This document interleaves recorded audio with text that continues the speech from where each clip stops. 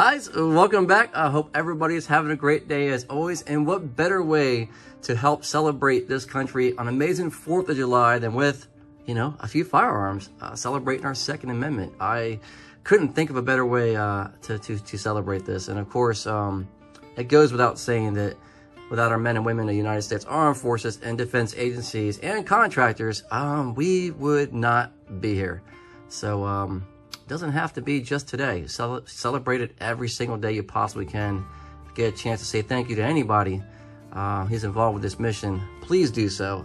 It definitely means a lot, to say the least. That being said, we're going to be talking about the CZ Shadow 2 Orange and the CZ Tactical Sport 2 in Green.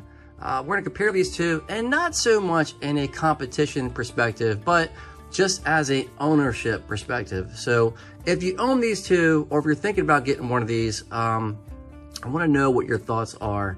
Owning both of these, there are some things that caught me off guard about both of them, and that's what we're going to discuss. So I'm going to show you, or give you my impressions so far, both of these from shooting and just first impressions as well. So kicking things off, we're going to start off with the CZ Shadow 2 in orange, and actually, we're going to discuss what got me here. So what got me into the CZ platform and pretty much made me fall in love? Well, it started all off with the Canik TP9 SFX.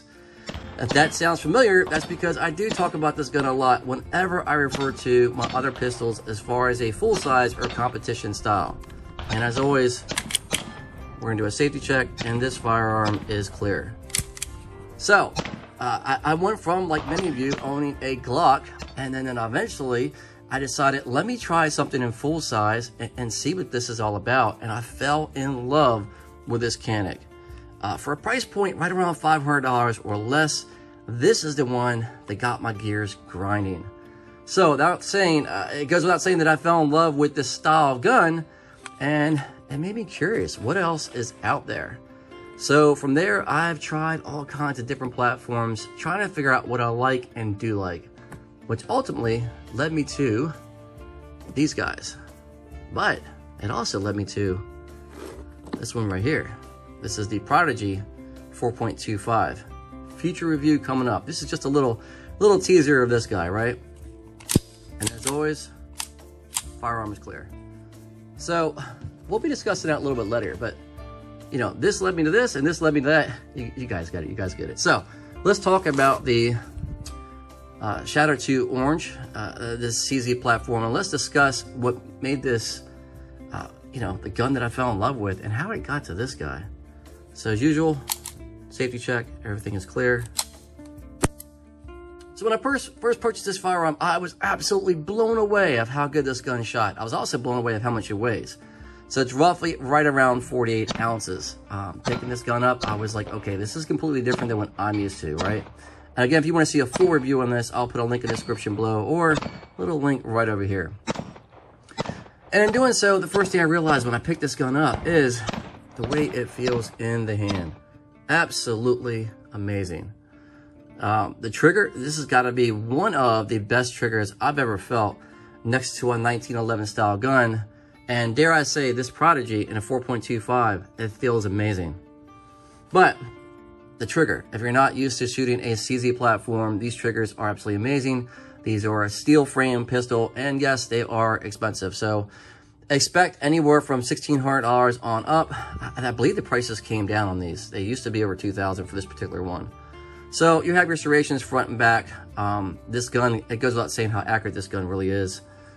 Again, my previous review will show you that. And a low bore access, wow, look at that. Look how low that sits within the frame. In conjunction with the weight, there's absolutely no recoil in this gun at all. Obviously, 9mm is not much anyway. So you have your serrations on the top. And with the Orange series, your front sight is easy to take off. You can see right here, this is a fiber optic. Rear sight is adjustable. And these are cold hammer forged barrels and 19 style bushings up front, right? 1911 style. And if you wanted to put an optic on here, you have a rail choice to do so. Now, this trigger, this is a single double action. So your first pull is gonna be kind of heavy, little lag, absolutely no creep as expected. pull, and there you go. I believe this is right around a 5-pound pull. Once you get to that second stage, a little bit of lag, that's about it, and you hit that wall, and wow, listen to this. I mean, it's hard to show on camera how amazing this trigger is. Freaking beautiful. So shooting this, I was absolutely blown away by this trigger. So it got me thinking, single, double action, what do I prefer? Well, that's what all this is about. It's about the experience of shooting and learning what you do and don't like, okay? Assuming your budget is at this point, and these are the firearms you want to purchase, or if you've shot these, renting them, or what have you, you start learning what you do and don't like. So, when I found out they had the Tactical Sport 2 in green, it got my gears grinding. All thanks to this guy right here. I realized that this one right here is actually in a single action, and this is a little bit bigger. I think the length is right around 5.25, somewhere around there. And this is strictly, this is for competition use, right? I'm not using this for competition. This is just something I'm using for the range. Maybe I will compete down the road. And picking this gun up, the first thing I realized was how thick this firearm is. Much, much thicker. I'm gonna say much, but it's definitely thicker than the orange. That is the first thing that caught me off guard. And no, the mags are not compatible, if you guys were curious. So, like the orange, you have front and rear serrations. The bore axis, as you can imagine, is very low as well. You don't have the 1911 style bushing in the front. And as you can see, there's something a little different about this firearm compared to the orange. And that is gonna be, I don't know, some would call this the gas pedal. And it looks very odd at first, but let me tell you, shooting, my thumb placement, it just goes right there. And they both have rear serrations in black, your fiber optic in red in the front, and this one is not adjustable as far as taking it off like it is in an orange. Top serrations to mitigate glare, and again, you can adjust the rear as well. But the thing about this is this trigger. Little lag, it's not a double single, and bam, this trigger. Guys, you let me know if you've ever shot this gun. You tell me what you think. Wow. So this trigger is right around a I think it's 8-pound trigger. And the curvature on this trigger is flat face with a slight curve. I did not think I was going to like this as much as I do. Now, if you're looking at the Shadow 2 Orange, it's just a straight curved trigger. And as you can tell, there's a screw right here for adjustment. If you want to adjust your trigger, you can do so. So, I don't know, man. You guys tell me what you think. Would you choose a single double action, right? Price aside, in the orange, or would you choose more of a flat face, slightly curved trigger on a single action? They both weigh right around 48 ounces or so. Again, this is going to be a little thicker, and this comes with a flared out mag well. And they do have this in an orange now. So this gun, if you don't know already, is already discontinued. It's going to come with a thicker barrel profile. I believe since it's the orange series, you're going to be able to take the front sight off. It's going to have a little screw right there. And of course, it's going to be flared out. I'm assuming that's also going to be a single action. And it looks amazing. And they changed the gas pedal on this. It's slightly curved upwards. I don't know, right around 11 o'clock position. And it's definitely smaller. So this does look crazy. Now, some people have asked, if you take this off, is it going to affect the shootability of this firearm? To answer your question, I don't know. I haven't tried it yet. I don't know if I will. So the weight of the mass, as far as your front, actually, it shouldn't. I mean, that's not attached to the top. I don't know, guys. You guys let me know what you think. So, single action to date, this is the best trigger I've ever felt in my life. Again, it's right around 1.8 ounces, and it's just absolutely flawless. Now, when you're looking at 1911, man, I don't know. Honestly, you got to talk about which 1911 you're referring to, but that's all the lag you get. And it's the wall is right there.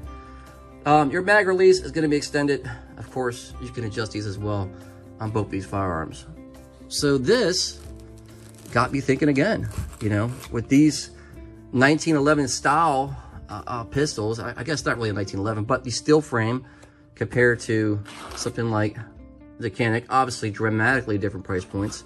What else is out there? So naturally, double stack 1911s is what it got me thinking. Now again, this barrel is a little bit shorter. I have not shot this yet. We will be doing a full review on this, but this trigger is also amazing. Little lag and a pull. Now it's nowhere near as good as these two right off the bat. I'm not comparing the two, I'm just giving this kind of a reference point. Now, there are some 1911s out there. Again, this is a 20 style or double stack, right? Their nomenclature is going to be double stack, but 2011 basically, right? There are some 2011s or 1911s out there that are very expensive, you know, $4,000 or $5,000, and the triggers are, as expected, absolutely perfect. But these kind of led me to this. So we'll see how this is going to feel in the future and what we're going to do with this. This could possibly be a carry. I don't know. It's kind of heavy, right? When I have my Glock 45 MOS, it's my current carry, which is this guy right here. And this firearm is loaded, so we're going to leave it in here and not take this out. But, you know, would you go to a Prodigy for concealed carry when you already have this? It's a lot lighter. I don't know. We'll see what happens.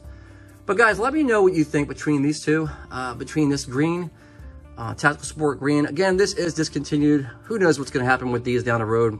Price points I've already seen is starting to go way up. I would like to see the Tactical Sport 2 in orange. If you guys have that, drop a comment. Let me know what you think about that. I don't know. I don't know if I'm going to start competing or not. My time is pretty insane right now. But if I do get a chance to compete, obviously I will take, you know, these out. Maybe even the CZ. I mean, you never know. But yeah, absolutely just beautiful. Again, if you're wondering, these mags are not comparable, right? Compatible. So you can't use the green into the orange and orange to the green. It's just not going to happen.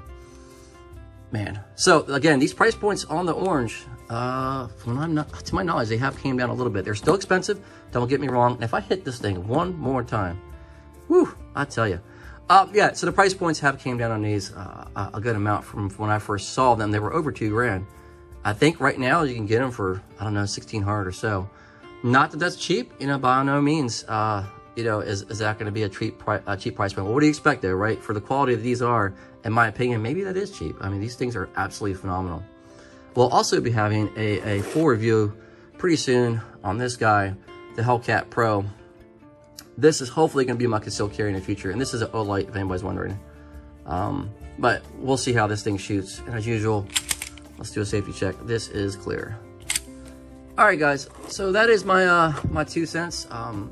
You know, to do a recap, these guys are phenomenal. I love them both. If I had to choose one, I don't know what I would do.